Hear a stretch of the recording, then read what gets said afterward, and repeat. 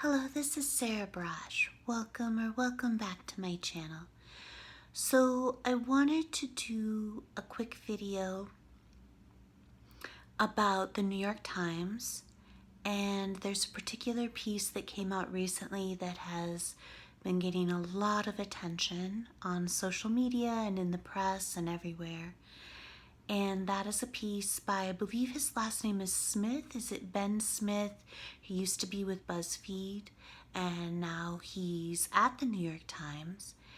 And he wrote a piece basically tearing apart Ronan Farrow's Me Too investigations, and basically saying that, Ronan Farrow has been making false accusations, pushing conspiracy theories, relying on the believe all women trope of the Me Too and Time's Up movements. So basically just starting with the premise that, a woman accusing a man of sexual assault or harassment or abuse of any kind is telling the truth and that the man is guilty. And of course, this includes his accusations against his father, or purported father, Woody Allen.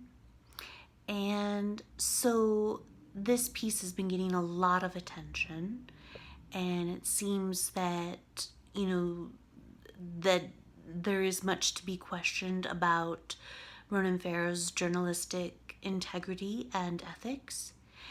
And there's no love lost between me and Ronan Farrow. I'm no huge fan of Ronan Farrow, and this video is not about the credibility of the New York Times allegations against Ronan Farrow with respect to his Me Too and Time's Up investigations. But what I really want to talk about and really want to say is I want to talk about the hypocrisy of the New York Times. And what I want to say is that if the New York Times wants to have any credibility at all in terms of a piece like this, where they are tearing apart Ronan Farrow's journalistic ethics and integrity and his Me Too and Time's Up investigations, then the New York Times needs to investigate itself first and foremost. Okay? The New York Times needs to investigate itself, because the New York Times are fake news liars. Donald Trump is 100% correct about this, and I know that the New York Times are fake news liars and they have zero credibility, and you should not believe anything. You should not believe a single word that you read in the New York Times. And it's because, and I'm the proof of that. I am the proof of that. I know this for a fact because the New York Times pushed and still pushes race and hate crime hoaxes, including the napping while black hate crime hoax at Yale, at the cost of my life.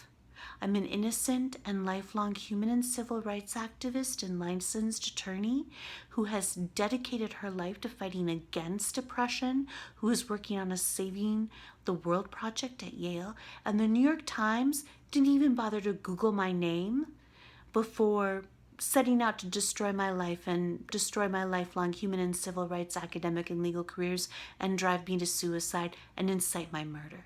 Okay? And they did this at the behest of the Yale administration. I absolutely believe that.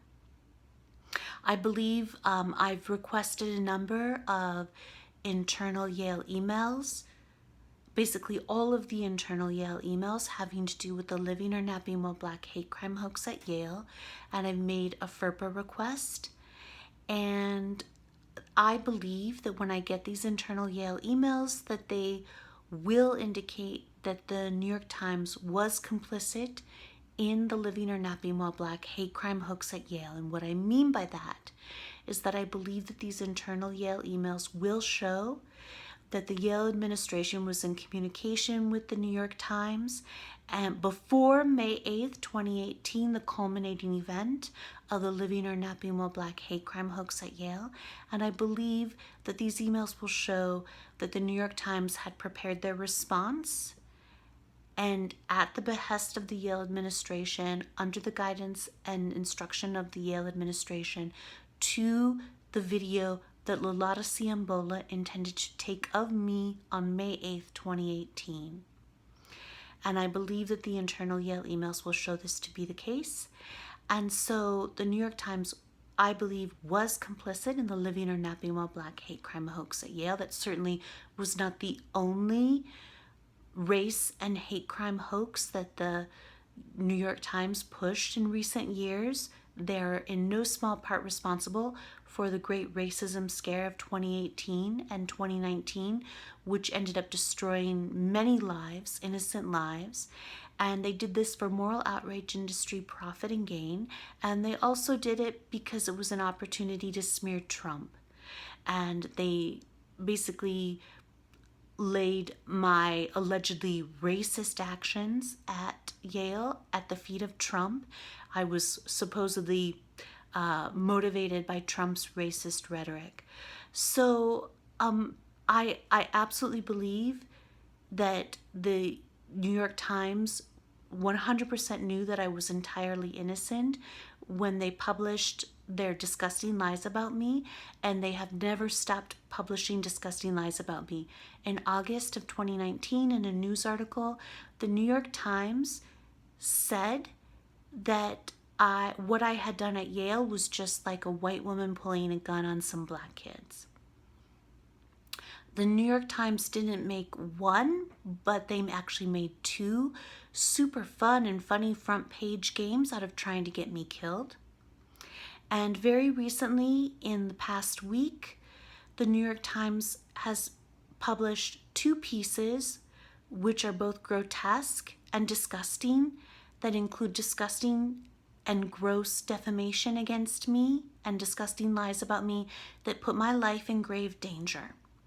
They refused to stop trying to get me killed, apparently because, they made so much moral outrage industry money off of pushing race and hate crime hoaxes like Napping While Black at Yale, that they're just going to keep doing it in the hopes that they actually end up getting me killed so that they can make even more money off of my corpse rather than just make money off of my destroyed human and civil rights career.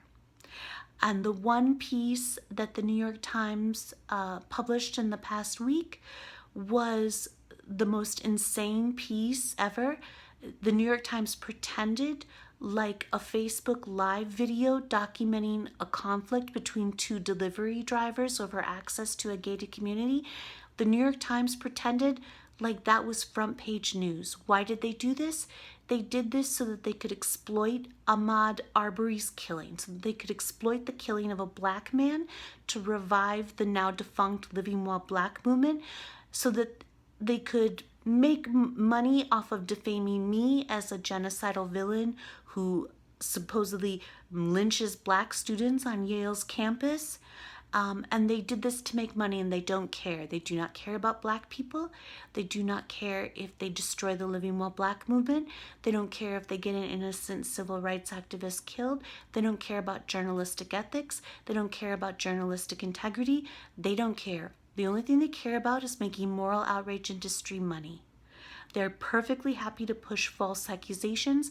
They're perfectly happy to tell proven lies about me. They don't care if they get me killed.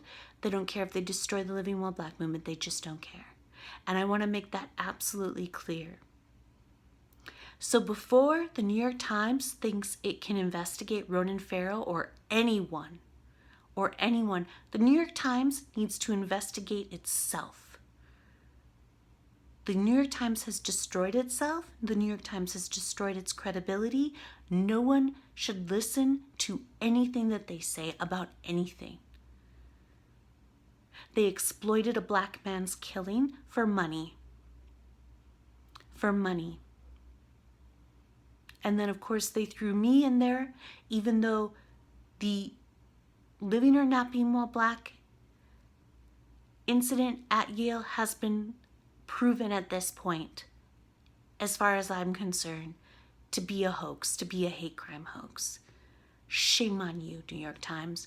So before you think you get to investigate anyone, you need to investigate yourself.